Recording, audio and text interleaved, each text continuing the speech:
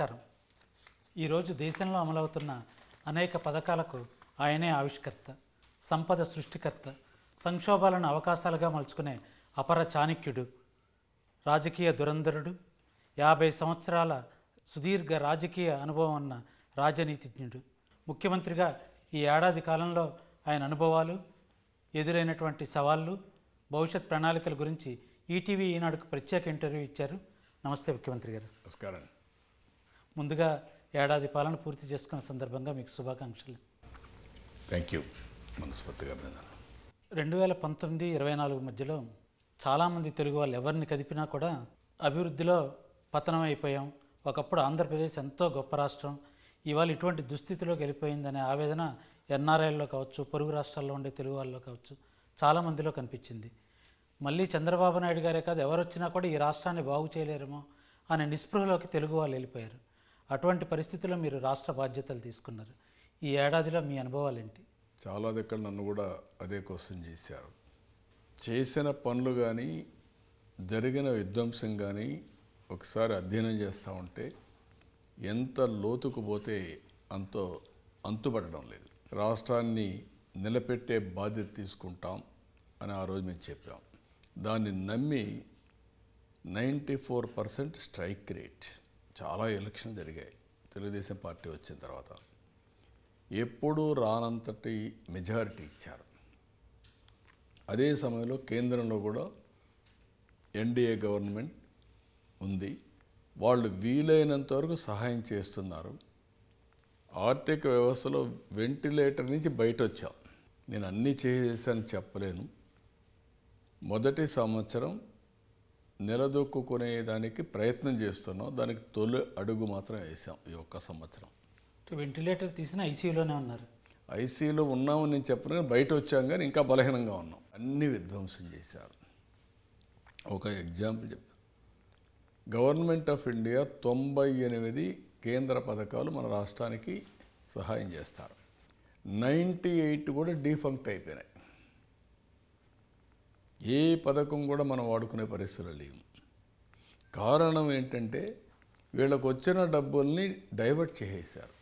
ఇటీవల నేను ఢిల్లీకి పోయి కన్సర్న్ మినిస్టర్ దగ్గరికి, మాకు ఈ పని కావాలంటే మీరు అక్కడ డబ్బులు ఖర్చు పెట్టి పని పూర్తి చేసి యూసీ తీసుకుని యూటిలైజేషన్ సర్టిఫికేట్ తీసుకొచ్చి ఇస్తే అప్పుడు మీకు రావాల్సిన నిధుల గురించి ఆలోచిస్తానే పరిస్థితికి వచ్చారు. గత ప్రభుత్వంలో వైసీపీ గవర్నమెంట్ ఉన్నప్పుడు స్కూల్స్ తనఖా పెట్టారు, కాలేజీలు తనఖా పెట్టారు, గ్రౌండ్లు తనఖా పెట్టారు, ప్రభుత్వ కార్యాలయాలు తనఖా పెట్టారు, అందిన కాడకల్లా అప్పులు చేశారు. అంత దివాలా తీసినటువంటి ఆర్థిక పరిస్థితిని మీరు ఈ ఏడాదిలో ఏ మేరకు చక్కదిద్దగలిగారు? దగ్గర 9,50,000 కోట్ల రూపాయలు అప్పులు, 1,25,000 కోట్ల రూపాయలు పనులు చేసిన దానికి డబ్బులు ఇవ్వాలి. రోడ్లన్నీ అధ్వానమైన పరిస్థితులు ఉన్నాయి. ఆ రోడ్లు వేయాలంటే 3-4 వేల కోట్లు పడుతుంది. ఎందుకంటే ఒక్కొక్కసారి మెయింటైన్ చేస్తే మళ్ళీ మెయింటెనెన్స్కి ఈజీ అవుతుంది. మెయింటైన్ చేయకపోతే గుంత పడుతుంది, గుంత లోతు అవుతుంది, అది ఇంకా బావి మారిగా తయారవుతుంది. ఇప్పుడు గుంతలు పూడ్చే కార్యక్రమానికి శ్రీకారం చుట్టాం, కొంతవరకు చేశాం. ఒక పక్క ఇచ్చిన మాట నిలబెట్టుకోవాలి, ఇంకొక పక్క విధ్వంసమైన ఆర్థిక వ్యవస్థను మళ్ళా ఘాట్లో పెట్టాలి. మీరు 2 అంశాలు ప్రస్తావించారు. ఒకటి ఆర్థిక ఇబ్బందులు, రెండోది సంక్షేమ కార్యక్రమాలు. ఒక విషయం అక్కడ మీ దృష్టికి తీసుకురావాలి. సుప్రీంకోర్టు కూడా గతంలో ఫ్రీబీస్ మీద చాలా కఠిన వ్యాఖ్యలు చేసింది. ఫ్రీబీస్ వేరు, సంక్షేమం వేరు. ఈ రెండింటి మధ్య సరిహద్దు రేఖ చాలా పలచగా ఉంటుంది. కానీ సంక్షేమం దాటి ఫ్రీబీస్లోకి వెళ్ళిపోతున్నామేమో అని అనిపిస్తుంది. మీకు ఒక ఎగ్జాంపుల్ ఇస్తాను. 1982లో ఎన్టీ రామారావు గారు తెలుగుదేశం పార్టీ పెట్టినప్పుడు ₹2 కిలో బియ్యం అని చెప్పారు. ఆ రోజు ఇస్తామన్నారు. సుమారు 42 ఏళ్ళు అయింది, 43 ఏళ్ళు అవుతుంది. ఈరోజు కిలో బియ్యం ₹1. ఆ రోజు బంగారం గ్రాము ధర 1600 ఉంది, ఇవాళ 10,000 ఉంది. దేశంలో ఏ వస్తువైనా 82-83తో పోలిస్తే అనేక రెట్లు పెరిగాయి. బియ్యం ధర మటుకు సగానికి సగం తగ్గింది. ఇది నిజంగానే లబ్ధిదారులకు వెళ్తుందా? నిజంగానే బిలో పావర్టీ లైన్ వాళ్ళకి వెళ్తుందా? అలా వెళ్ళుంటే కాకినాడ పోర్ట్ నుంచి కొన్ని వేల కోట్ల రూపాయలు విదేశాలకి దాన్ని ప్రాసెసింగ్ చేసి అమ్మేవాళ్ళు కాదు. కానీ ఎక్కడో చోట దీనికి అడ్డుకట్టపడాలి. ఈ రేషన్ బియ్యం పేరుతో దీన్ని భరించేది అందరూ భరిస్తున్నారు, ప్రజలందరూ, ప్రభుత్వమే కాదు ప్రజల మీద వేస్తున్నారు. దీన్ని ఎట్లా సంస్కరించటం? ఇక్కడ 2 విషయాలు ఉన్నాయి. ఒకటి మనం ఇచ్చే డబ్బులు, ఇచ్చే డబ్బులు తాత్కాలికం, అతను కూడా సంపాదించే పరిస్థితి రావాలి. మనం పెట్టే డబ్బులు కూడా మీరు ఒక మాట అడిగారు. ఇప్పుడు రేషన్ బియ్యం ఇచ్చి ఇటీవల కాలంలో ఒక వినూత్నమైనటువంటి ఆలోచన వచ్చింది వీళ్ళకు. రేషన్ బియ్యంని ఒక వెహికల్ తీసుకుపోయి ఆ వెహికల్ దగ్గర డోర్ డెలివరీ ఇస్తామని స్ట్రీట్లో తీసుకుపోయి అక్కడి నుంచి దించకుండా రీసైక్లింగ్ తీసుకొచ్చారు. అందుకే నేనేమంటాను, డీబీటీ కూడా వచ్చింది ఇప్పుడు, అదొక అడ్వాంటేజ్. అదే మరి మనం పెట్టే కైండ్ బియ్యం కావచ్చు, ఇంకోటి కావచ్చు, ఏదైనా సరే అది ఎంతవరకు చేరుతూ ఉంది, లేకపోతే దీన్ని ఇంకా ప్రొడక్టివ్గా మీనింగ్ఫుల్గా ఏమైనా చేయగలుగుతామా అనే ఎక్సర్సైజ్ కూడా చేయాల్సిన అవసరం ఉంది. ఇప్పుడు నేను ఆలోచిస్తున్నాను, ఒక ఆప్షన్ పెడదామని. ఒక కేజీ 41 రూపాయలు అటు ఖర్చు పెడుతున్నాం. వీలైతే అతనికి ఇచ్చే బియ్యానికి ఆ ఇంట్లో ఎంతమంది ఉంటే అంతమందికి ఏమన్నా మనం ఖర్చు పెట్టే డబ్బుల్లో ఇవ్వగలుగుతామా? అతను ఓపెన్ మార్కెట్లో కొనుక్కోవచ్చు, కానీ మళ్ళీ మిస్యూజ్ చేయకూడదు. నేను అతనికి ఫుడ్ సెక్యూరిటీ కింద డబ్బులు ఇస్తే అతను లిక్కర్ షాపు పెట్టుకోండి, లేనిపోని సమస్య స్టార్ట్ అవుతుంది, ఇంకా అనారోగ్యం పాలైపోతారు. ఈ రెండు బ్యాలెన్సింగ్ కావాలి. మీరు డబ్బుల రూపంలో ఇచ్చినా బియ్యం రూపంలో ఇచ్చినా అర్హులకే ఇవ్వాలనేది ప్రధానమైనటువంటి. ఇప్పుడు అర్హులు కూడా మీకు ఇంకొక వెరీ ఇంట్రెస్టింగ్, మీకు ఇప్పుడు టెక్నాలజీ వచ్చింది బాగా. ప్రపంచంలో ఎవరికీ లేనటువంటి ఆధార్ అథెంటికేషన్ భారతదేశానికి ఉంది. ఈ మనిషి ఇతను కాదు అని చెప్పలేరు, వేరే వాళ్ళ పేరు చెప్పి డబ్బులు తీసుకోలేరు. అలాంటి ఫింగర్ ప్రింట్ కానీ, ఫేషియల్ కానీ, యూనిక్ ఆధార్ కానీ ఇవన్నీ వచ్చేసాయి. ఇంకొక పక్క ఫ్యామిలీ ఒక యూనిట్గా కూడా పెట్టే అవకాశాలు వచ్చాయి. ఇవన్నీ పెట్టిన తర్వాత కేంద్రం, రాష్ట్రం వాళ్ళ ఆస్తులన్నీ తీసుకుంటే నిజమైనటువంటి వ్యక్తులకు మనం హెల్ప్ చేసే అవకాశం వస్తుంది. లాస్ట్ గవర్నమెంట్లో చూసుకుంటే ఈ మైనింగ్ కాంట్రాక్ట్లు తీసుకున్నటువంటి వాళ్ళ దగ్గర నుంచి అటు లూలు కావచ్చు, లేకపోతే జాకీ కావచ్చు, స్థానిక వ్యాపారవేత్తల దగ్గర నుంచి అంతర్జాతీయ వ్యాపారవేత్తల వరకు కూడా మొత్తం అందరినీ గత ప్రభుత్వం పీడించారు, దోచుకున్నారు. వాళ్ళందరూ ఆంధ్రప్రదేశ్కి దండం పెట్టి వెళ్ళిపోయారు. లూలు వాళ్ళు అయితే ఘాటుగా లేఖ రాసి మరీ వెళ్ళిపోయారు, మీకో దండం, మీ రాష్ట్రానికో దండం అని. సో అటువంటి పరిస్థితుల్లో మీరు వచ్చాక జగన్ అనే భూతాన్ని బిరడా పెట్టి సీసాలో పెట్టామని చెప్పి అన్నారు. మీరు ఇన్వెస్ట్మెంట్ల కోసం ఈ ఏడాదిలో చాలామంది దగ్గరికి వెళ్ళినప్పుడు మీతో చెప్పుంటారు, మళ్ళీ ఆ సీసాలోంచి మూత తీసుకుని భూతం వస్తే మా పరిస్థితి ఏంటి అని. వాళ్ళు మీ దగ్గర ఎటువంటి ఆందోళన ఎక్స్ప్రెస్ చేశారు, వాళ్ళని మీరు కన్విన్స్ చేయడానికి ఎలా ప్రయత్నించారు, ఎలా ఇన్వెస్ట్మెంట్స్ తెస్తున్నారు? మీరు అన్నారు జాకీ పారిపోవడం, లూలు అయితే లెటర్ రాసి ఈ రాష్ట్రానికే రామని చెప్పడం. ఈ రాష్ట్రం మీద అభిమానంతో అమర్ రాజా బ్యాటరీస్ తిరుపతిలో యూనిట్ పెట్టి హెడ్ క్వార్టర్స్ పెట్టుకొని వాళ్ళు ముందుకు పోయే పరిస్థితి నుంచి వాళ్ళ మీద కేసులు అవన్నీ పెట్టి తెలుగుదేశం ఎంపీ కాబట్టి అక్కడి నుంచి వాళ్ళు ఈ రాష్ట్రంలో మేము ఉండలేము, పొల్యూషన్ మీద తప్పుడు కేసులు పెడితే వేరే రాష్ట్రానికి పోయే పరిస్థితికి వచ్చారు. కొంతమంది ఈ రాష్ట్రంలో ఉండే వాళ్ళని సెటిల్మెంట్ చేసే పరిస్థితికి వచ్చారు. పోర్ట్లు, ల్యాండ్స్ ఏది దొరికితే సెటిల్మెంట్ చేసే పరిస్థితికి వచ్చారు. సోలార్, విండ్ అవన్నిటిపైన బిగినింగ్లో కేసులు పెట్టేసి డబ్బులు ఇవ్వకపోతే కడాను కోర్టుకు పోయి కోర్టు మొట్టికాయలు వేసి ఊరికే వాడుకున్న కరెంటు వాడుకోకుండా పోయి 9,000 కోట్ల రూపాయలు క్యాపిటల్ ఎక్స్పెండిచర్కి డబ్బులు కట్టారు. ఇప్పుడు ఎంత అయిందంటే మీరు దాని మీద 1,20,000 కోట్ల రూపాయలు ఎలక్ట్రిసిటీ డిపార్ట్మెంట్లో బకాయిలు ఉన్నాయి. నేను ఇవన్నీ చెప్పాను అనుకోండి, ప్రజలేమనుకుంటున్నారంటే నేను అతిశయోక్తిగా చెప్తున్నాను, రాజకీయంగా చెప్తున్నాను, లేదంటే కక్షతో చెప్తున్నాను అనుకుంటున్నారు. నేను రాజకీయాలు నిన్న మొన్న రాలేదు, చాలా సంవత్సరాలు రాజకీయాల్లో ఉన్నాను. హేమీలతో నేను పోరాడాను. నా పోరాటం రాజకీయ పోరాటం, వ్యక్తిగత పోరాటం కాదు. ఎప్పుడు అసెంబ్లీలో హోరాహోరీగా పోరాడాడు, బయట వస్తే పలకరించుకునేవాళ్ళం, ఫంక్షన్స్కి అటెండ్ అయ్యేవాళ్ళం. ఎప్పుడు కూడా ఒక మంచి సాంప్రదాయాలు ఉండే రాజకీయాల్లో. అలాంటి విషయాలు ఈరోజు మీరు చూస్తే వర్గ శత్రువుల మారిగా చూస్తున్నారు. ఎప్పుడూ లేవు ఇది రాజకీయాల్లో. వీళ్ళ మాట వినకపోతే వాళ్ళు పెట్టుబడులు పెట్టుకోవడానికి వీలు లేదనే పరిస్థితికి వచ్చారు. బట్ నేను కన్విన్స్ చేశాను. వాళ్ళకుండే అనుమానాలు ఉన్నాయి. చాలామంది అనేది ఏంటంటే ఈ రాష్ట్రంలో ఇలాంటి వ్యక్తులు లేకపోతే మీలాంటి క్రెడిబిలిటీ ఉంటే ఈ సమయంలో ఎంతైనా ఇన్వెస్ట్మెంట్ వస్తుందంటారు. నా దగ్గర ఆన్సర్ లేదు, కానీ నా దగ్గర ఒకటే ఆన్సర్ ఉంది. లేదు, నేను చాలా జాగ్రత్తగా చేస్తున్నా, మళ్ళీ గెలవకుండా అన్ని జాగ్రత్తలు తీసుకుంటాను, మీకు ఏ ఇబ్బంది లేదు, నన్ను నమ్మండి, మీరు రండి అని చెప్తున్నా. నమ్మిన వాళ్ళు వస్తున్నారు. సార్, హైదరాబాద్లో మీరు ఐటీ చేసిన డెవలప్మెంట్ గురించి ప్రపంచం అంతా తెలుసు. క్రెడిబిలిటీ ఉండటం వేరు, ఇన్ఫ్రాస్ట్రక్చర్ ఉండటం వేరు.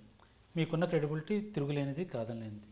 కానీ ఇవాళ ఐటీ సెక్టార్లో హైదరాబాద్, బెంగళూరు అనేవి చాలా ఎస్టాబ్లిష్ అయినాయి. ఇప్పుడు ఐటీ కంపెనీలని ఇక్కడికి తీసుకుని రావాలంటే ఇన్ఫ్రాస్ట్రక్చర్ కూడా చాలా ఇంపార్టెంట్. మీరు ఏం చెప్పి ఏం కన్విన్స్ చేసి ఐటీని ఇవాళ ఆంధ్రప్రదేశ్ తీసుకొద్దాం అనుకుంటున్నారు? 1995లో సీఎం అయినప్పుడు నేను హైదరాబాద్లో ఐటీ పెడతానంటే ఎవరు నమ్మలేదు. ఫస్ట్ నిర్ణయం ఐటెక్ సిటీ. అక్కడి నుంచి ఐటీ కంపెనీస్ని ప్రమోట్ చేయడానికి అమెరికాకి వెళ్ళి 14 రోజులు అమెరికా మొత్తం తిరిగాను. అన్ని కార్పొరేట్ ఆఫీసులకు వెళ్ళాను. ఈ దేశంలో ఒక ముఖ్యమంత్రి కంపెనీ ఆఫీస్కి వెళ్ళి మా రాష్ట్రానికి వచ్చి పెట్టుబడులు పెట్టమని అడిగింది నేనే ఫస్ట్. ఇప్పుడు ఇక్కడ ఇన్ఫ్రాస్ట్రక్చర్ మళ్ళా నేను జీరో నుంచి స్టార్ట్ చేయాలి. అవును. ఇప్పుడు అమెరికాలో సిలికాన్ వ్యాలీ ఉంది, నేను అందుకే క్వాంటమ్ వ్యాలీ పెట్టా ఇక్కడ. ఆ రోజు హైటెక్ సిటీ ఐటీ, ఇప్పుడు క్వాంటమ్ వ్యాలీ ఆర్టిఫిషియల్ ఇంటెలిజెన్స్.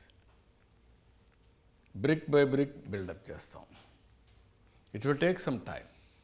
హైదరాబాద్లో కూడా కంటిన్యూగా 10 ఏళ్ళు ఉన్నాం కాబట్టి, 9.5 సంవత్సరాలు ఉన్నాం కాబట్టి ఒక ఎకో సిస్టమ్ క్రియేట్ చేసాం. ఎవరు వచ్చినా దాన్ని రివర్స్ చేయలేకపోయారు. మళ్ళీ ఇక్కడ బిల్డప్ చేస్తాం. ఒక్క అమరావతి కాకుండా విశాఖపట్నం, తిరుపతి, ఈ 3 నగరాలు కూడా ప్రధాన నగరాలుగా గ్రోత్ సెంటర్స్గా తయారు చేస్తాం. సముద్ర తీర ప్రాంతం చూసుకుంటే భారతదేశంలో మనకి బహుశా కేరళ తర్వాత అత్యధిక దాదాపు 1000 కిలోమీటర్ల వరకు సముద్ర తీర ప్రాంతం ఉంది. అది మీకు ఆ అడ్వాంటేజ్ తెలంగాణకు లేదు. ఈ అడ్వాంటేజ్ని ఆంధ్రప్రదేశ్కి ఒక అవకాశంగా మలుచుకోవడం కోసం మన నుంచి ఎట్లాంటి ప్రయత్నాలు ఉన్నాయి? సుదీర్ఘమైనటువంటి తీర ప్రాంతం ఉండడం మన అదృష్టం. సముద్ర ప్రాంతం ఉంటే అక్కడ ఎక్కువ ఇండస్ట్రీస్ వస్తాయి, ఎక్స్పోర్ట్స్ సుజావుగా జరుగుతాయి. అందుకే దగ్గర ఏ పోర్ట్లైనా కావచ్చు, కానీ ఈరోజు షిప్పింగ్ హార్బర్స్ అన్నీ కలిపి దగ్గర ఒక 20 వస్తాయి. ఎవ్రీ 50 కిలోమీటర్లకి ఒక పోర్ట్ ఉండాలని నా కోరిక. ఇప్పుడు దానివల్ల లాభాలు ఏంటని మీరు ఆలోచించినప్పుడు, విశాఖపట్నం అభివృద్ధి అయిందంటే తొలుత విశాఖపట్నం పోర్టు, ఇప్పుడు పక్కనే గంగవరం పోర్ట్ వచ్చింది. కాకినాడ ఆ మాత్రం అభివృద్ధి అయిందంటే కాకినాడ పోర్టు వల్ల అభివృద్ధి అయ్యింది. అంత మునుపు అంత అభివృద్ధి ఉండేది కాదు. ఇప్పుడు మచిలీపట్నం వచ్చింది, రామాయంపట్నం వచ్చింది, మూలపేట వచ్చింది. కొత్తగా మీరు చూస్తే RCR Mittal port steel plant 1,50,000 కోట్లతో పెట్టే పరిస్థితికి వచ్చాడు. ఫస్ట్ ఫేజే 1,00,000 కోట్ల పైన పెడుతున్నాడు.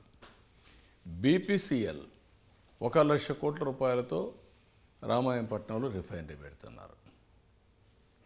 అదే మరి గూగుల్ విశాఖపట్నంలో సముద్రం ఉంది కాబట్టి అక్కడ సీ కేబుల్ తీసుకొని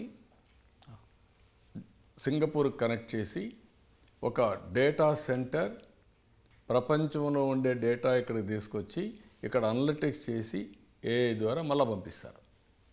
అలాంటి సెంటర్ని వాళ్ళు ఒక హబ్ పెడుతున్నారు. ఇది నాలెడ్జ్ ఎకానమీకి ఒక పెద్ద హబ్గా తయారవుతుంది.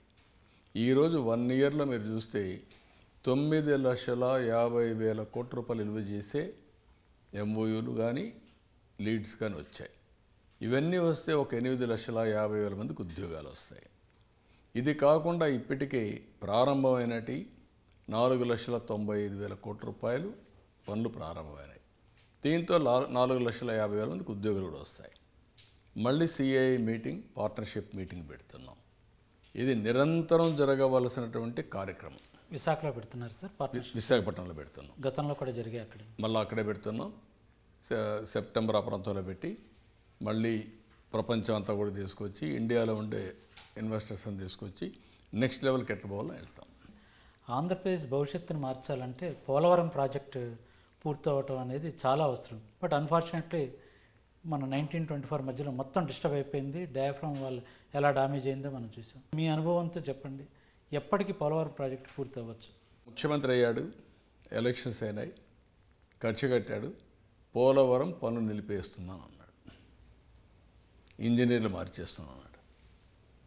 ఇంజనీర్లు మార్చారు, ప్రాజెక్ట్ నిలిపేశాడు, ఏజెన్సీ మార్చేశాడు. కానీ ప్రొటెక్ట్ చేయవలసిన మెకానిజం ప్రొటెక్ట్ చేయకుండా పోయేదానివల్ల మొత్తం ఇదైపోయింది. ఐఐటి హైదరాబాద్ దీన్ని ఎంక్వైరీ చేసి డయాఫామ్ వాల్ పోయిందని చెప్పే వరకు వీళ్ళకి తెలియదు. అసలు అప్పుడున్న మినిస్టర్ అంబటి రాంబాబు కూడా దాని గురించి అసలు అవగాహన లేదు. డయాఫామ్ వాల్ ఎక్కడ ఉందని అడిగాడు.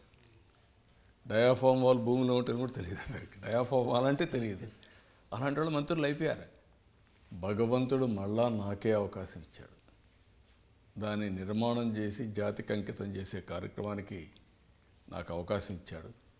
ఈ ప్రాజెక్ట్ని ఎట్టే పరిస్థితిలో కూడా 2027కి పూర్తి చేసే బాధ్యత తెలుగు వారికి ఒక వరంగా ఇచ్చే బాధ్యత తీసుకుంటా, కంప్లీట్ చేస్తా. పోలవరంతో పాటు మీరు పోలవరం బనకచర్ల అనేది గేమ్ చేంజర్ అంటున్నారు.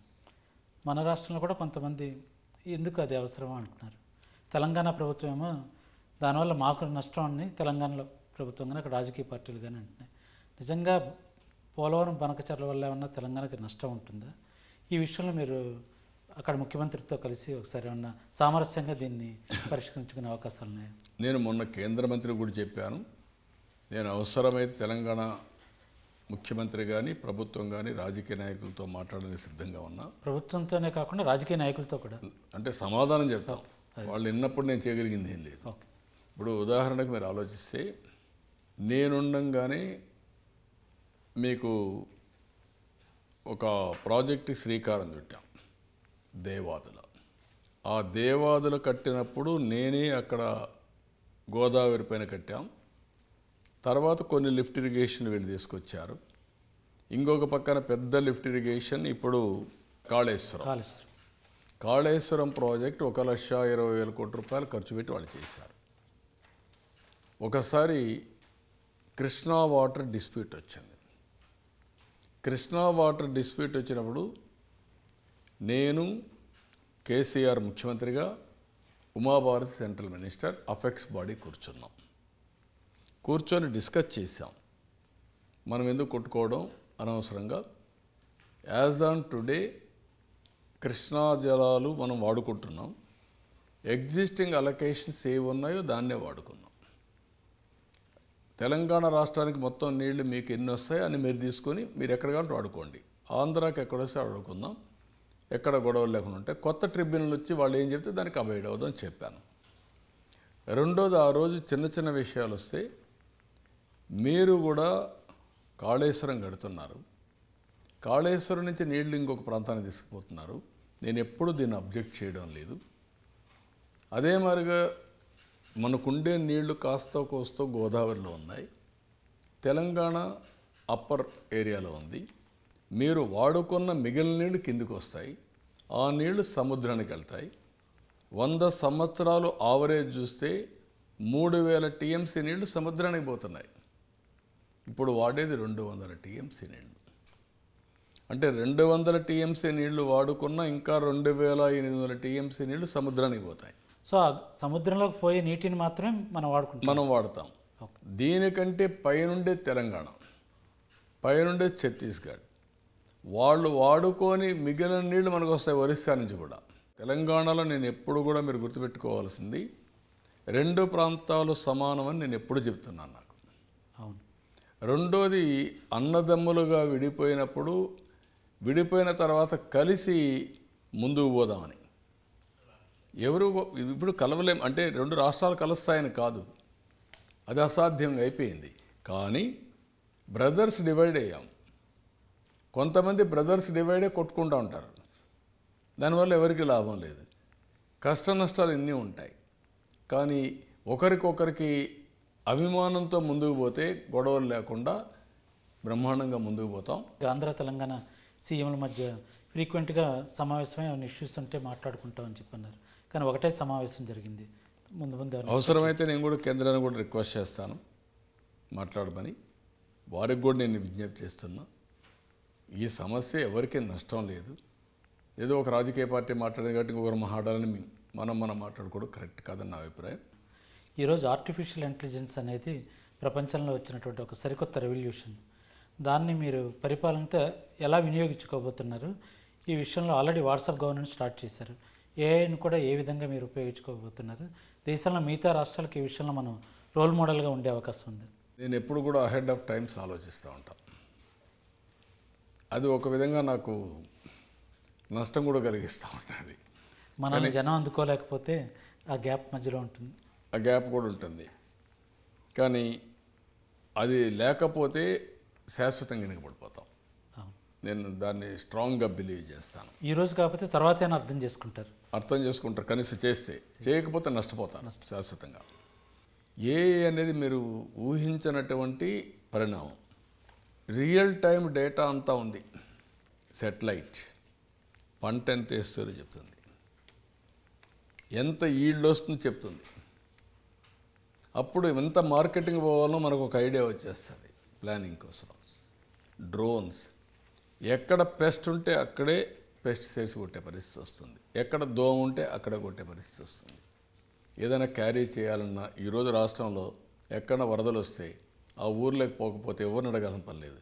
నేను డ్రోన్ పెట్టి ఆయన ఇంటికి మందులు భోజనం పంపించగలుగుతాను. మన బుడమేరు వరదల్లో కూడా వాటిని ఉపయోగించి మొన్న వాడినప్పుడు నా దగ్గర జిఐఎస్ లేదు.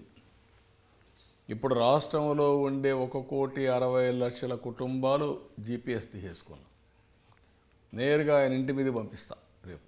ఓకే, ఏది వచ్చినా టెక్నాలజీ అంత పవర్ఫుల్గా ఉంటుంది. వేరబుల్స్ ఉన్నాయి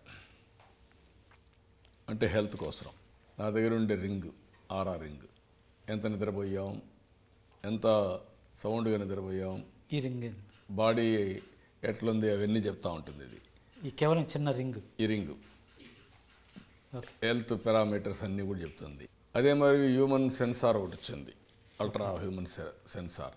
అంటే ఎంత గ్లూకోజ్ ఉంది, నువ్వు తినాలన్నా తినద్దా అని కూడా చెప్తుంది. మీ హార్ట్ రేట్ ఇవన్నీ కూడా మానిటర్ చేయడానికి డివైస్ వచ్చేసాయి. మీరు వాడుతున్నారు సార్ దాన్ని? నేను వాడడం దాన్ని, అవసరమైతే వాడుకోవచ్చు. కాబట్టి ఇంకా చాలా డివైసెస్ వేరబుల్స్ వస్తాయి, ఐఓటీస్ వచ్చేసాయి, సెన్సార్స్ వచ్చేసాయి. ఈరోజు మీకు ఇవన్నీ వచ్చిన తర్వాత 43 పారామీటర్స్తో air quality, air direction, pest ఉంటే పెస్ట్ ఏ డైరెక్షన్లో వస్తుంది, ఎంత దూరం వెళ్తుంది, రిజర్వాయర్లో వాటర్ లెవెల్, చెరువుల్లో water level, ground water, soil moisture, ఇలాంటివి, హ్యూమిడిటీ, టెంపరేచర్, ఇలాంటి 43 పారామీటర్స్ని అప్డేట్ చేస్తాం. అది పబ్లిక్ పెడతాం. ఎప్పుడన్నా మంచి ఎండ ఉందంటే ఆ ఎండ సమయంలో అవాయిడ్ చేయడానికి ఇంట్లో ఉండొచ్చు. హెవీ రెయిన్ వస్తే ఓసారి క్లౌడ్ బరస్ట్ అవుతుంది, ఇమ్మీడియట్గా వరదలు వచ్చేస్తాయి. అవి కూడా నేను మెసేజ్ ఇవ్వగలుగుతాను. ఇంకా ఆల్రెడీ గత గవర్నమెంట్లోనే మీరు చేశారు. ఎక్కడెక్కడ పిడుగులు పడతాయో థండర్ బోల్ట్ పెట్టాను. ఇప్పుడు థండర్ బోల్ట్ పెట్టినా ఓసారి మెసేజ్ ఇచ్చినా వీళ్ళు తీసుకోకపోతే ఇప్పుడు సచివాలయం నుండి ఎంప్లాయీని ఆయన్ని అకౌంటెడ్ పంపిస్తాను పొలానికి. అంటే మానవ ప్రయత్నం ఎన్ని చేయాలని ప్రయత్నాలు చేస్తున్నాను నేను. అప్పుడు ఈ డేటా వచ్చిందనుకోండి, ఆర్టిఫిషియల్ ఇంటెలిజెన్స్ వాడి నిర్ణయాన్ని రియల్ టైం వాట్సాప్ ద్వారా మళ్ళీ పంపిస్తాం. దీనికి ఆల్ డేటా ఇంటిగ్రేట్ చేసా. ప్రపంచంలో ఎక్కడా జరుగుండదు. ఫస్ట్ టైం ఆంధ్రప్రదేశ్లో చేస్తున్నాం. బిల్ గేట్స్ ఫౌండేషన్ వర్కౌట్ చేస్తున్నాడు 3 ప్రాజెక్టులు నాతో. 1 హెల్త్, 2 అగ్రిటెక్, 3వది ఎడ్యుకేషన్. ఈ 3 కూడా అతను ఇచ్చిన హామీ ఏంటంటే నాలెడ్జ్ని, టెక్నాలజీ ప్రపంచం మొత్తం తీసుకొస్తాను నేను, మీ దగ్గర ప్రయోగం చేద్దాం, ఇది సక్సెస్ అయితే బయట రాష్ట్రాల్లో, బయట దేశాల్లో నేను వాడతాను అని ముందుకు వచ్చాడు. ప్రతి ఒక్కరి హెల్త్ రికార్డ్స్ అన్నీ ఆన్లైన్లో ఉంటాయి, డిజిటల్. అందరూ డాక్టర్లు, నర్సులు, ఏఎన్ఎంలు అందరూ ఆన్లైన్లో ఉంటారు. 3 హాస్పిటల్స్ అన్నీ ఆన్లైన్లో ఉంటాయి. సో పేషెంట్ ఎక్కడికెళ్ళినా ఇలా ఫైళ్ళు పట్టుకుని తిరగాల్సిన అవసరం తిరిగేది కాదు, మీ ఇంటి దగ్గర నుంచి కూడా నువ్వు చూసుకుంటే ఏం కావాలనో, నీకు ఏ డాక్టర్ కావాలనో అవసరమైతే నా హాస్పిటల్ పోవచ్చు. ఓకే, అంటే అది కూడా లేదు. రేపు నీకేమన్నా బాగా లేకపోతే చీటికి మాటికి హాస్పిటల్కి పోయి 1 నెల 2 నెలలు అక్కడ హాస్పిటల్లో ఉంటున్నాం, 5 స్టార్ హోటల్లో ఉంటున్నాం. ట్రీట్మెంట్ కంటే దానికి ఎక్కువ డబ్బులు ఖర్చు అవుతూ ఉంది స్టేకి. అవును. ఇప్పుడు రేపు వేరబుల్స్ పెట్టినాక ఇంట్లో పడుకొని నీకు అవసరమైతే హాస్పిటల్ మానిటర్ చేస్తూ ఉంటారు. ఇంటి దగ్గర నుంచి హాస్పిటల్ కంట్రోల్ రూమ్ డాక్టర్స్ నుంచి మానిటరింగ్. మానిటర్ జరుగుతుంది. ఎప్పుడు కావాలంటే అప్పుడు లిఫ్ట్ చేస్తారు. ఆ రోజులు వస్తున్నాయి. ఇది preventive health, real time monitoring, curative monitoring. Curative కావాలంటే హాస్పిటల్ తీసుకోవడం, బెస్ట్ నాలెడ్జ్. నీకు హార్ట్ ఆపరేషన్ చేయాలి, ఒక డాక్టర్ చేస్తూ ఉంటాడు, ఎట్ట చేయాలో ఏఐ చెప్తూ ఉంటుంది. దట్ టైప్ ఆఫ్ నాలెడ్జ్ వచ్చేసింది ఇప్పుడు. ఓ 2 yearsలో మనకు ఎక్స్పెక్ట్ చేయొచ్చు. ఇవన్నీ ఇంటిగ్రేట్ చేస్తున్నాం. బిల్ గేట్స్ కూడా ప్రపంచంలో ఉండే నాలెడ్జ్ని, టెక్నాలజీని తీసుకొస్తా ఉన్నారు. కుప్పం పైలట్ చేశాం, ప్రూఫ్ ఆఫ్ కాన్సెప్ట్. చిత్తూరు ఒక 6 నెలల్లో పైలట్ అవుతుంది. రాష్ట్రం మొత్తం 2 ఏళ్ళలో ఆన్లైన్లోకి వచ్చాయి. కుప్పం రిజల్ట్స్ ఎలా ఉన్నాయి సార్? ఎంకరేజింగ్గా ఉన్నాయి. ఇప్పుడు స్టార్ట్ అవుతుంది ప్రాజెక్ట్. దీంట్లో మిస్ అయ్యేది ఏమి ఉండదు. నాలెడ్జ్ని మొత్తం తీసుకొస్తాం. This is a very big experiment అవుతుంది. టెక్నాలజీని ఒక మనిషి యొక్క పేదవాళ్ళ ఆరోగ్యం కోసం, అందరి ఆరోగ్యం కోసం ఎట్లా చేయాలని చేసే పరిస్థితి వస్తుంది. శరీరానికి శిరస్సు ఎలాంటిదో ఒక రాష్ట్రానికి రాజధాని కూడా అలాంటిది. సో మీరు తెలంగాణని చూసుకున్న ఏ రాష్ట్రాన్ని చూసుకున్నా కూడా సుమారు 60 నుంచి 70% ఆ రాష్ట్ర ఆదాయం అంతా కూడా రాజధాని నుంచే వస్తుంది. సో ఆ ఉద్దేశంతో మీరు అమరావతిని సంకల్పించడం, రైతుల నుంచి మంచి సహకారం రావటం అని మనకు తెలిసిందే, ప్రజలందరికీ తెలుసు. లాస్ట్ గవర్నమెంట్ దాన్ని ఎలా విధ్వంసం చేయాలో చేశారు. నిన్న మొన్న కూడా నోరు పారేసుకున్నారు, నోటుకు వచ్చిందలో మాట్లాడారు. రాబోయే 4 ఏళ్లలో అమరావతి రాజధానిని మనం ఎలా చూడొచ్చు? 33,000 ఎకరాలు, 29,000 మంది రైతులు స్వచ్ఛందంగా ఇచ్చారు. Not even 1% dispute. 99% అది కూడా కలబెట్టారు ఇవ్వనీయకుండా, అయినా కూడా ఇచ్చారు. వాళ్ళ పార్టీ వాళ్ళు ఒకరిద్దరు తప్ప అందరూ ఇచ్చేసారు. ఎందుకు అక్కడ పోలేదంటే అక్కడ వాల్యూ ఎక్కువ, విజయవాడ చుట్టుపక్కల. అక్కడ మనం కొనలేము, కొన్నా కూడా నగరం డెవలప్ కాదు.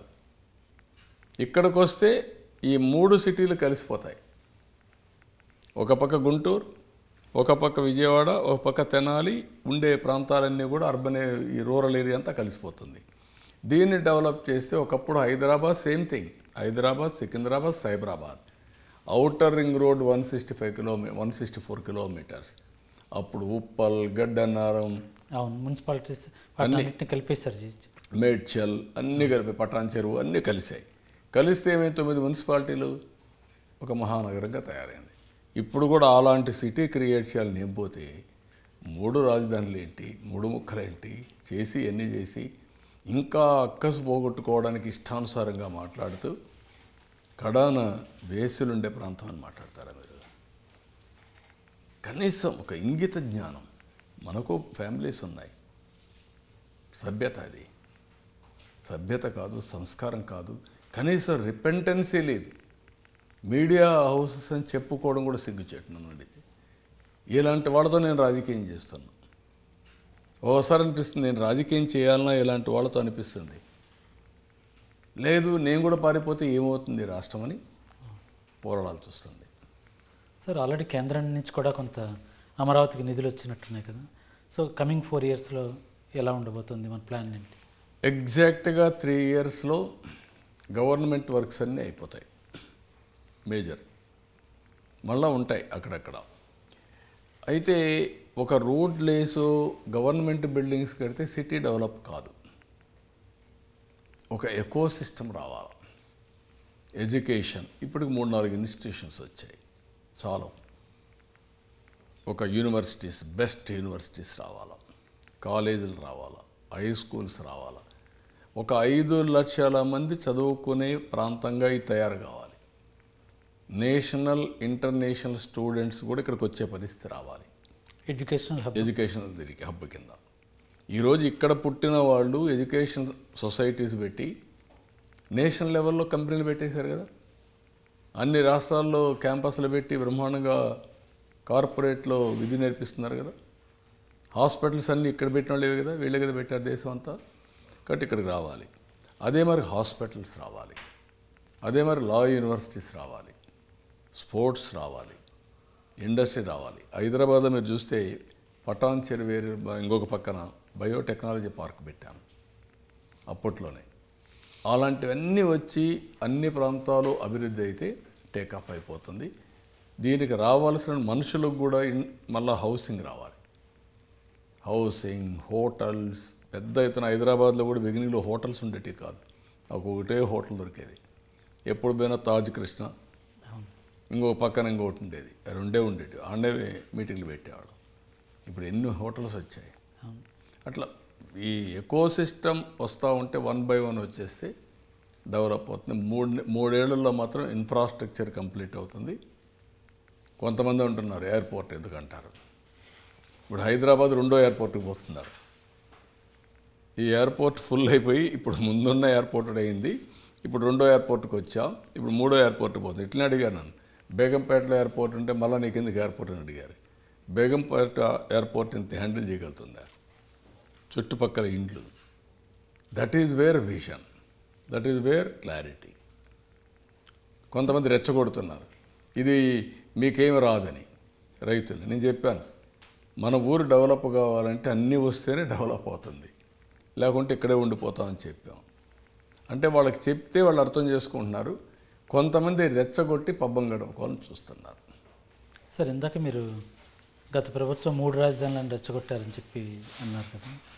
సో ఉత్తరాంధ్రలో ఇప్పుడు రుషికొండ ప్యాలెస్ కట్టారు.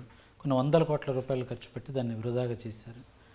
అలాగే ఉత్తరాంధ్ర ప్రజలను కూడా పాలనా రాజధాని చెప్పి రెచ్చగొట్టారు. కానీ మూకుమ్మడిగా వైసీపీని రిజెక్ట్ చేశారు. వాళ్ళు చేసిన ప్రచారాన్ని నమ్మలేదు. మీరు అధికార వికేంద్రీకరణ అంటూ 3 ప్రాంతాలను అభివృద్ధి చేస్తున్నారు. ఈ ఏడాదిలో భోగాపురం ఎయిర్పోర్ట్, అలాగే ఇతర ఉత్తరాంధ్రలో మీరు ఎటువంటి అభివృద్ధి కార్యక్రమాలు చేస్తున్నారు? భోగాపురం ఎయిర్పోర్ట్ కంప్లీట్ అవుతుంది. మెట్రో కూడా పూర్తి అవుతుంది.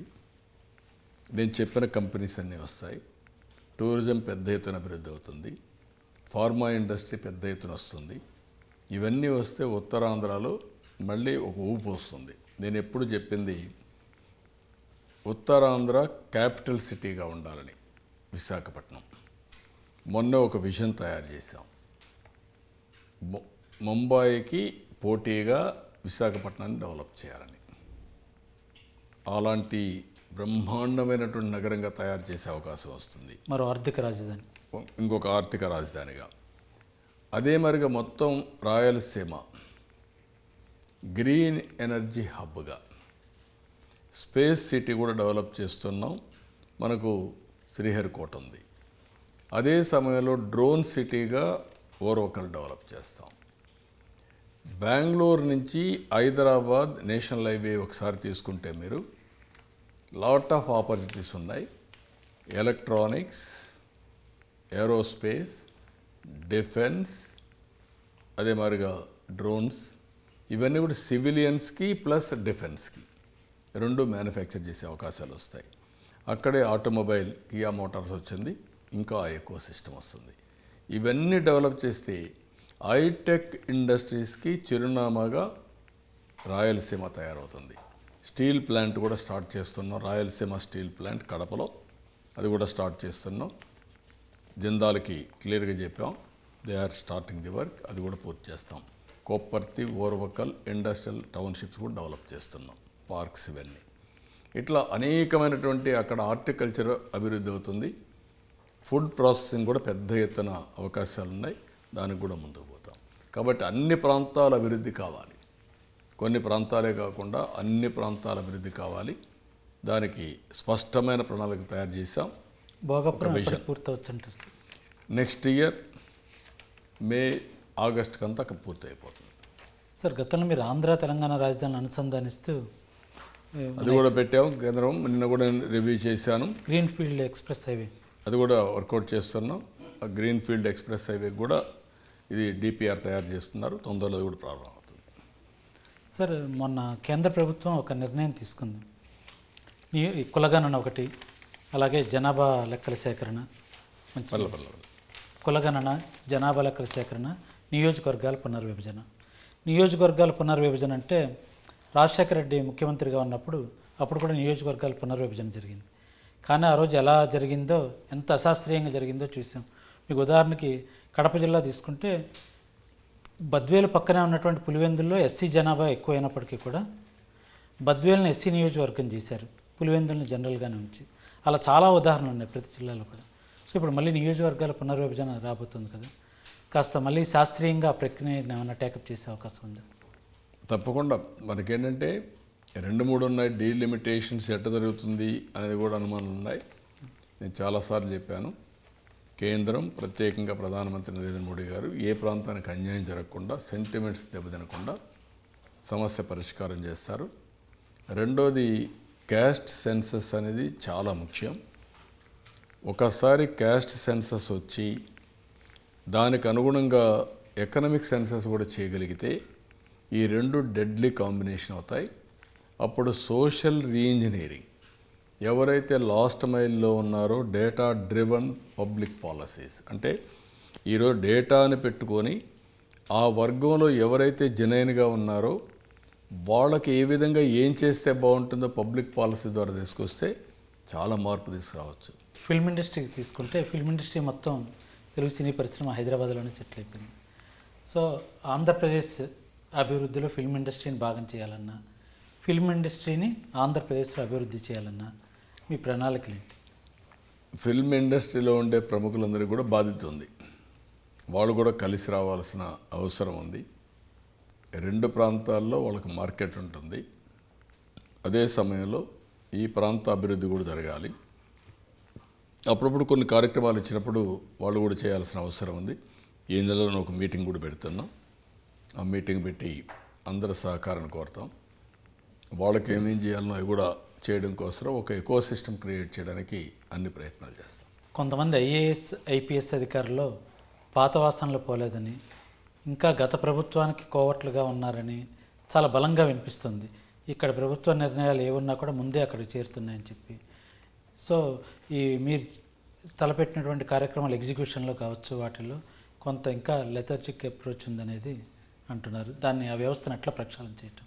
ఇప్పటికి కూడా నేను చాలా స్పష్టంగా గవర్నమెంట్లో చెప్పాను, ఎలాంటి ఆలస్యాన్ని కానీ ఇష్టానుసారంగా చేస్తే ఎవరిని ఉపేక్షించమని. అదే చేస్తున్నాం. నాకు ఆ నమ్మకం ఉంది. చాలా వరకు ఘాట్లో పడ్డారు.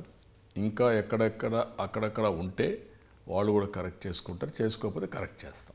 లాస్ట్ గవర్నమెంట్లో ప్రధానంగా బాధితులందరూ ఈ భూ కబ్జాల మీదే ఎక్కువ బాధితులుగా మిగిలారు. వైసీపీ గవర్నమెంట్లో మీరు దాని మీద కమిటీలు వేసినా కూడా అందరూ వచ్చి ప్రతి ఊరు ఆ ఊరు ఈ ఊరు అని లేకుండా తమ భూములు కబ్జా చేశారని, ఆక్రమించారని చాలా గోడ వెళ్ళబోసుకుంటున్నారు. ఆ విషయంలో వాళ్ళకి జస్టిఫై చేయడానికి ఏంటి సార్ మార్గం? మేము టెక్నాలజీ ఎంత డేంజర్గా ఉంటుందంటే, మీ భూమిని ఒక్క పేరు 22A అని పెట్టేస్తే గవర్నమెంట్ భూమి అయిపోతుంది. ఆ విధంగా చాలామంది పెట్టేసి అక్కడి నుంచి బ్లాక్మెయిల్ చేయడం మొదలుపెట్టారు. నువ్వు అమ్మేసుకో, నీకు డబ్బులు ఏదో నామినల్గా ఇస్తాం, నువ్వు వెళ్ళిపోమని. పోకపోతే వీళ్ళ పేరుతో పెట్టేసుకున్నారు. అలాంటి అవకతవకలు పెద్ద ఎత్తున చేసి లాస్ట్కి వచ్చే కొందికి land pool act, land titling act తీసుకొచ్చారు. అక్కడ ప్రైవేటు వ్యక్తుల్ని, వీళ్ళకు నచ్చిన వ్యక్తుల్ని ఎంఆర్ఓలు కాకుండా, రెవెన్యూ సిబ్బంది కాకుండా పెట్టడానికి కూడా ప్రయత్నం చేశారు. అది లాస్ట్లో పెద్ద కమోషన్ వచ్చింది.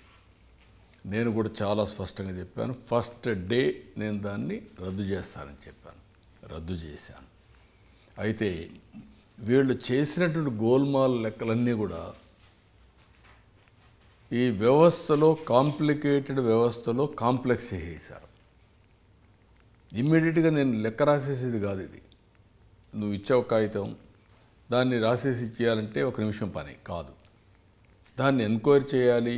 హిస్టారికల్గా there are so many records, inam land, tenancy land, లేకుంటే ఇంకా వేరియస్ క్లాసిఫికేషన్స్ ఉన్నాయి దీంట్లో. 22A ఆర్ అసైన్మెంట్ ల్యాండ్స్, చెరువు భూములు, శకం భూములు, ఫారెస్ట్ భూములు, ఆలయ భూములు చాలా ఉన్నాయి. వేరియస్ క్లాసిఫికేషన్స్ ఉన్నాయి. ఆ క్లాసిఫికేషన్లు చూసి ఎక్కడ ఇంజస్టిస్ జరిగిందో అక్కడ ఇది చేయాల్సిన అవసరం ఉంది. లాస్ట్లో పోతూ పోతూ చాలా ల్యాండ్ని అసైన్మెంట్ ల్యాండ్స్ అన్నీ కూడా కన్వర్ట్ చేసి ఇచ్చేసారు. అది కూడా ఒక ప్రాబ్లం వచ్చింది. ఇప్పుడు ఇవన్నీ కూడా అనలైజ్ చేస్తున్నాం. అంటే వీళ్ళ పేరుతో రాసుకోవడం, బెనామీ పేర్లతో వాళ్ళందరినీ కన్వర్ట్ చేసేయడం, వీళ్ళు అమ్ముకోవడం. కాబట్టి అవన్నీ కూడా ఎగ్జామిన్ చేస్తున్నాం. నేను అందుకే ప్రజలందరికీ విజ్ఞప్తి చేస్తున్నా, దీనిపైన అన్ని సమస్యల పరిష్కారం చేయగలుగుతున్నాం. ఇది పెద్ద సమస్య, జటిలమైన సమస్య. అదే పనిగా పెట్టుకున్న ఒక 4, 5, 6 నెలలు 6 నెలలు అవుతుంది. ఆ పని మీద పడతాం. సో ఆ విషయంలో బాధితులకు న్యాయం చేయటం ఒకటి, దోషులను శిక్షించడం ఒకటి, ఈ రెండు ఉన్నాయి. రెండూ ఉన్నాయి. ఎవరు మిగిలేటికి కనపడలా. జైలు కూడా చాలకుండా వచ్చే పరిస్థితి వస్తున్నాయి. అన్ని సమస్యలు క్రియేట్ చేసేసారు. సార్ మీరు జైలు సరిపోవంటున్నారు. వైసీపీ గవర్నమెంట్లో ఇష్టారాజ్యంగా జనాల్ని పీడించినటువంటి వాళ్ళని, చట్టాన్ని ఉల్లంఘించినటువంటి వాళ్ళని, ఇలాంటి వాళ్ళందరినీ ఈ ప్రభుత్వం కటకటాల్లో పెట్టకుండా స్వేచ్ఛగా వదిలేసింది. వాళ్ళు ఇంకా దర్జాగా తిరుగుతున్నారని తెలుగుదేశం క్యాడర్ అంటున్నారు. వైసీపీ వాళ్ళేమో రెడ్ బుక్ రాజ్యాంగం అమలవుతోందని అంటున్నారు. ఏది నిజం? నేను ఒకటే చెప్తున్నా, రెడ్ బుక్ లేదు, లేకపోతే వీళ్ళ ఇష్ట ప్రకారం మాట్లాడే మాటలు లేవు. నేను చాలా స్పష్టంగా ఎవరైనా తప్పు చేస్తే మాత్రం క్షమించను, ఉపేక్షించని పదే పదే చెప్పాను. ఎలక్షన్ల ముందు చెప్పాను, ఇప్పుడు కూడా చెప్తున్నా.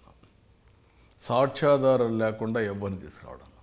సరే, పెద్దిరెడ్డి రామచంద్రారెడ్డి గారిది భూ కబ్జాలు వరుసగా ఒకటి కాదు, రెండు కాదు, చాలా ఒక సిరీస్ లాగా బయటకు వస్తున్నాయి. అందులో భాగంగానే మదనపల్లి ఫైల్స్ దహనం ఇన్సిడెంట్ కూడా మనం చూసాం.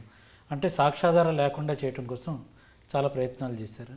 అందులో ప్రధాన నిందితుడిగా ఉండేటువంటి ఒక వ్యక్తి దేశం వదిలి కూడా పారిపోయాడు. ఆ కేసు విషయంలో పురోగతి ఏమన్నా ఉంది? అన్ని కేసులు చట్ట ప్రకారం ఏమేం కలెక్ట్ చేయాలో ఇన్ఫర్మేషన్ కలెక్ట్ చేసి అవన్నీ ప్రాపర్టీస్ టేక్ ఓవర్ చేయడం, కడాన ఫారెస్ట్ ల్యాండ్స్ కూడా టేక్ ఓవర్ చేసి ఏదో ఒక నెపం పెట్టుకొని కోర్టువి స్టేలు తెచ్చే పరిస్థితి వస్తున్నారంటే ఎక్కడికి పోతున్నారు నాకు అర్థం కాలేదు. వీళ్ళంతా ప్రొఫెషనల్ లిటిగెంట్స్గా తయారయ్యారు. ఒకవేళ అలాంటి ఇమేజ్ ఉంటేనే ఒకప్పుడు భయపడిపోయేవాళ్ళు. బుగ్గమఠం భూములు, లేకుంటే ఫారెస్ట్ భూములు, లేకుంటే ఎండోమెంట్స్ భూములు, ఎక్కడ దొరికితే అక్కడ ప్రైవేటు భూములు మొత్తం కబ్జాలు చేసే పరిస్థితికి వచ్చారు. నేను అందుకే చెప్పాను, ఎవరిని వదిలిపెట్టాం, అన్నీ కూడా ప్రభుత్వ ఆస్తుల్ని కాపాడి తీరుతాం. అంటే ఒక వ్యక్తిని దృష్టిలో పెట్టుకుని కాదు, మన సిస్టమ్ని దృష్టిలో పెట్టుకుని అడుగుతున్నా.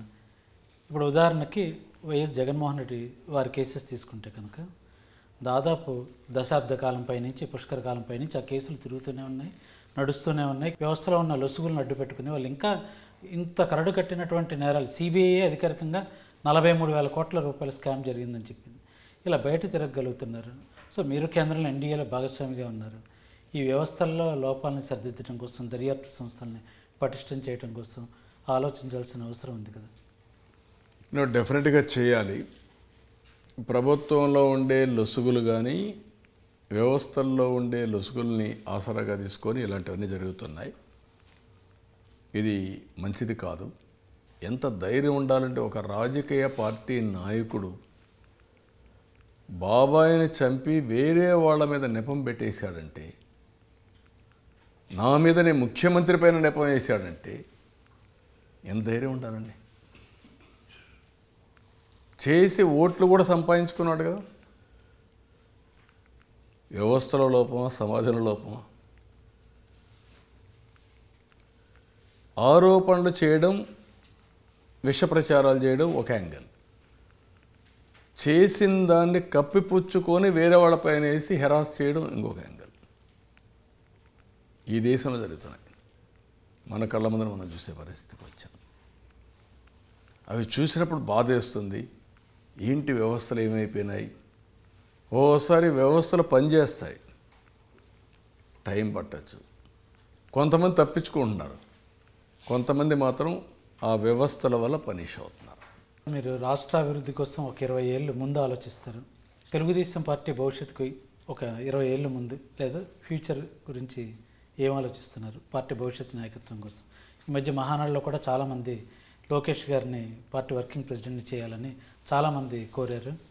పార్టీ ఫ్యూచర్ లీడర్షిప్ గురించి మీ ఆలోచనలు ఏంటి? Telugu Desam party always young and ఎనర్జెటిక్గా ఉండాలి. ఈరోజు మీరు చూస్తే MLAs youngest legislature party in the country Telugu Desam. MPs parliament youngest parliamentary party Telugu Desam దేశంలోనే ఎమ్మెల్యే దేశంలో. అదే మాదిరిగా youngest minister in central cabinet is from Andhra Pradesh, Telugu Desam, Rammohan Naidu. మా మంత్రుల్లో కూడా చాలామంది యంగ్స్టర్స్, అందరూ కొండపల్లి శ్రీనివాస్ కానీ, లోకేష్ కానీ, మిగిలిన వాళ్ళతో చాలామంది ఉన్నారు. సో ఇవన్నీ కూడా రాబోయే రోజుల్లో యంగ్ బ్లడ్ రావాలి, చదువుకున్న వాళ్ళు రావాలి, ప్రజలకు డెడికేషన్తో పనిచేసి సమర్థవంతమైన నాయకత్వం రావాలి. అదే సమయంలో పెద్దవాళ్ళ దగ్గర నుంచి కూడా నాలెడ్జ్, ఎక్స్పీరియన్స్ ఎప్పటికప్పుడు ట్రాన్స్ఫర్ అయ్యే పరిస్థితి రావాలి. తెలుగుదేశం పార్టీ అదే చేస్తున్నాం. రాబోయే 30-40 సంవత్సరాలు తెలుగు జాతిని ముందుకు తీసుకుపోయే నాయకత్వాన్ని తీసుకురావాలని ఆలోచిస్తున్నాం. అదే వర్కౌట్ చేస్తున్నాం. P4 ద్వారా పేదరిక నిర్మూలన కోసం సంపన్నుల దత్తత తీసుకునే వినూత్న కార్యక్రమాన్ని చేపట్టారు కదా. ఒక family short term, medium term, long టర్మ్లో ఏం చేస్తే వాళ్ళ ఆదాయం పెరుగుతుంది, వాళ్ళ జీవన ప్రమాణాలు మెరుగవుతాయి. ఆ ఇంట్లో మనుషులు ఉంటారు, పిల్లలు ఉంటారు. వాళ్ళని బాగా చదివించి వాళ్ళని ఒక ఆస్తిగా తయారు చేసే బాధ్యత, ఒక అసెట్గా తయారు చేసే బాధ్యత వీళ్ళు తీసుకోవాలి. ఇదే P4. ఈరోజు సమాజంలో చాలా వరకు give back to the society వచ్చింది. బిల్ గేట్స్ 99% ఇస్తున్నాడు. వేదాంత 75% ఇచ్చేందుకు ముందుకు వచ్చారు. 2% CSR ఉంది. దీన్ని ఇంకొంచెం పెంచుకొని ప్రతి ఒక్కరికి ఇంకొక విషయం కూడా నేను చెప్తున్నా. సమాజం వల్ల మనం పైకి వచ్చాం. మనతో పుట్టినవాడు మన ఊర్లో ఇంకా వెనకబడి ఉన్నాడు. ఎందుకు మీ బాధ్యత కింద మీరు ఈ కార్యక్రమాన్ని చేపట్టరు? It is your responsibility, social obligation. ఏ సమాజం వల్ల మనం పైకి వచ్చామో ఆ సమాజానికి తిరిగి ఇవ్వవలసిన బాధ్యత మన మీద ఉంది. Sir, last time Vijayawada Budameru వరదలు మనం చూసాం, ఎంత దారుణంగా వచ్చాయి. అంత ముందున్న గవర్నమెంట్లో గుండ్లకమ్మ కావచ్చు, అలాగే అన్నమయ్య డ్యామ్ గేట్లు కొట్టుకుపోవడం కావచ్చు, లేకపోతే శ్రీశైలంలో ప్లంజిపుల దగ్గర భారీ గొయ్యి పడింది. సో ప్రాజెక్టుల నిర్వహణ అనేది గాలి కొదిలేయటం మూలంగా గత ప్రభుత్వంలో చాలా పెద్ద పెద్ద ఉత్పాతాలు, జల విలయాలు లాంటివి చోటు చేసుకునేటువంటి అవకాశం ఉంది. లాస్ట్ టైం బుడమేరు అనేది చాలా పెద్ద ఉదాహరణ. సో ఈ ప్రాజెక్టుల నిర్వహణ, గేట్లు, మరమ్మతులు కావచ్చు, వీటి విషయంలో ఏమన్నా కాస్త చాలా వరకు క్లియర్గా ఉన్నా నేను. ఒకప్పుడు కనీసం మెయింటెనెన్స్ గ్రీస్ కూడా వేయలేని పరిస్థితి. ఇప్పుడు కన్నయ్య నాయుడు అనే ఒక గేట్ స్పెషలిస్ట్ అతన్ని పెట్టాం అడ్వైజర్గా. అన్ని దీనికెళ్ళి ప్రాజెక్ట్స్కి వెళ్ళి మెయింటెనెన్స్ గైడ్లైన్స్ అన్నీ తయారు చేసి అవన్నీ ఇస్తున్నారు. బుడమేరును కూడా మళ్ళీ రెక్టిఫై చేస్తున్నాం. శాశ్వత పరిష్కారం చేయడానికి కూడా కొంచెం ఆలోచిస్తున్నాం. అయితే అక్కడ ల్యాండ్ ఎక్విజిషన్, ఎన్క్రోచ్మెంట్స్ ఇవన్నీ ఉన్నాయి. అవన్నీ వర్కౌట్ చేసి ఏం చేస్తే బాగుంటుందో అందరినీ కూడా ప్రిపేర్ చేసి ముందుకెళ్తాం. సార్, మినిస్టర్స్గా లోకేష్, పవన్ కళ్యాణ్ గారి పనితీరు ఎలా ఉంది? వారికి మీరు ఎన్ని మార్కులు ఇస్తారు? మార్కులు ఇక్కడ చెప్పేటే కాదు, అందరం కూడా బాగా డిటర్మినేషన్తో పనిచేస్తున్నారు. ఒక పక్క పవన్ కళ్యాణ్ గారు, ఒక పక్క లోకేష్ గారు, అందరూ కూడా గుడ్డా ఎక్సలెంట్ సార్, అన్ని విధాలా బాగా పనిచేస్తున్నారు. ఇంకా స్కోప్ మా అందరికీ ఉంది. ఇంకా పనితరాన్ని పెంచుకోవడానికి డెఫినెట్గా మళ్ళీ పెంచుకుంటాం. సో మీతో సహా ప్రతి ఒక్కరికి ఇంకా ఇంప్రూవ్ చేసుకోవడానికి అవకాశం ఉంది. అందరికీ ఉంది. కొందరికి చెప్పవలసిన సూచనలు 1 to 1 చెప్తూనే ఉన్నాం.